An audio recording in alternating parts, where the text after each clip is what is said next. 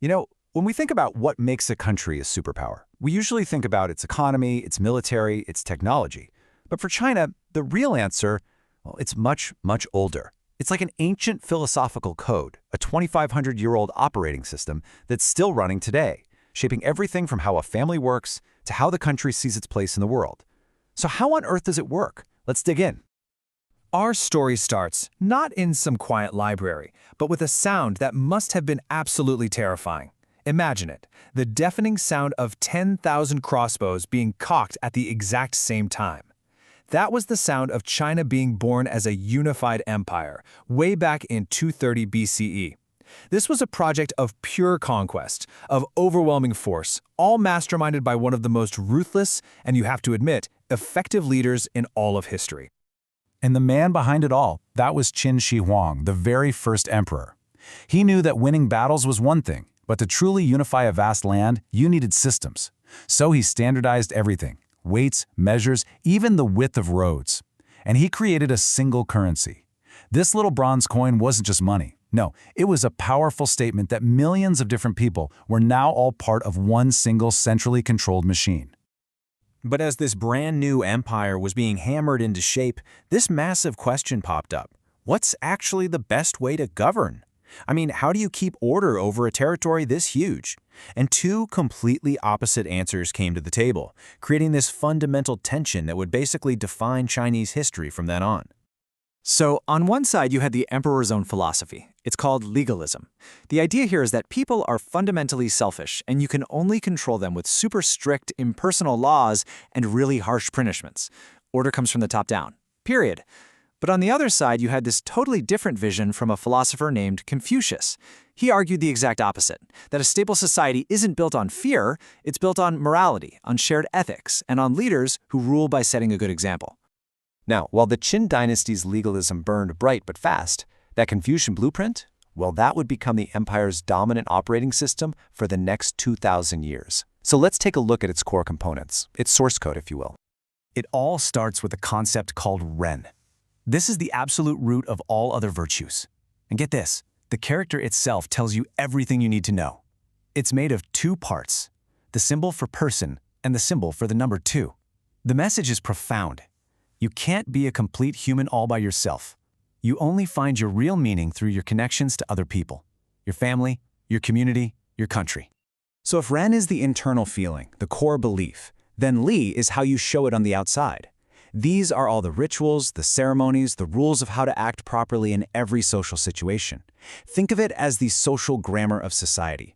Everything from how you're supposed to greet an elder to how the emperor carries out massive state rituals. Li gives a predictable structure so everyone knows their role, and when everyone knows their role, you get social harmony. And rounding it all out, you have Yi, which basically means righteousness. This is the ethical compass. It's the moral duty to do what's right, not just what's easy or profitable. And for Confucius, this was absolutely crucial for rulers. A leader who governs with Yi is seen as just, and they earn the people's loyalty. A ruler who ignores it, well, they're inviting chaos and they'll lose their right to rule. Okay, so here's the kicker. Here's how it all connects. The whole logic flows from the inside out. To have a country that's in order, you first need families that are in order. And to have families in order, you first need individuals who have worked on themselves, who are morally good. See? It all starts with the self. Personal morality isn't some private thing. In this system, it is the absolute bedrock of national stability. For 2,000 years, this system, in one form or another, was the guide for China. But then, in the 20th century, it all came to a sudden, violent stop. This entire tradition wasn't just questioned, it was targeted for complete and total destruction. I mean, just listen to these words from Mao Zedong. This is a total 100% rejection of the past. For him and the communists, Confucianism wasn't China's strength. He saw it as the cause of its weakness, of its humiliation by foreign powers. It was an old, feudal relic that had to be completely wiped out to build a new, revolutionary China. And this wasn't just talk. During the Cultural Revolution, Mao launched a full-on campaign to destroy what he called the Four Olds. Temples were torn down, classic books were burned, scholars were persecuted. The goal was to create a complete and total break with the past, to wipe the slate clean and install a brand new operating system, Marxism-Leninism. But After all the chaos and destruction of the Mao years, his successors had a huge problem. How do you govern a billion people when there's an ideological vacuum? And in this absolutely fascinating turn of events, they started to look back, not to reject the past, but to selectively bring parts of it back to life. The man who engineered this incredible pivot was Deng Xiaoping. You see, where Mao put radical ideology first, Deng put practical results first. He launched his famous reform and opening up policy, and suddenly the focus wasn't on political struggle anymore, it was on economic development. The new goal was simple: stability and prosperity. This all led to this powerful new political slogan, socialism with Chinese characteristics. Now, in practice, what this meant was that the Communist Party could keep its iron grip on political power while at the same time adopting a market-based economy. And critically, this hybrid model also swung the door wide open for reintroducing traditional cultural values, including Confucianism, to help define what made China's past so unique. And just like that, ancient values became incredibly useful tools for modern goals. That old Confucian emphasis on diligence, well, now it was a moral duty to power economic growth. Loyalty to the collective?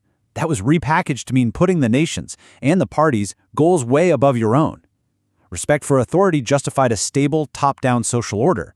And that ideal of a government run by the most capable people, that gave legitimacy to a state run by an elite class of technocrats. Today, this connection is clearer than ever. Just listen to this quote from China's current leader, Xi Jinping. He is framing the country's modernization not as some copy of the West, but as the natural next step for its own ancient civilization.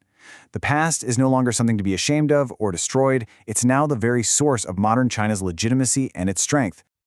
So what happens when this very unique blend of ancient philosophy and modern communism starts to go global? Well, we're actually seeing the answer to that play out on the world stage right now. When you hear Chinese leaders talk about a community of shared destiny, it's really easy to just dismiss it as diplomatic jargon, but it's not. This is the Confucian worldview, just projected onto a global scale. It's an appeal for a world order based on harmony and the collective good, a direct echo of that core value, Ren. It's presenting a totally different vision for how the world should be run, one that's deeply rooted in China's own traditions. And that really brings us to the final and most important question, doesn't it? From the battlefields of the first emperor to the global summits of today, this ancient operating system has proven to be incredibly adaptable. As China's influence in the world keeps growing, trying to understand this deep-rooted philosophy, well, it isn't just a history lesson anymore. It's becoming pretty essential for understanding the future we're all going to share.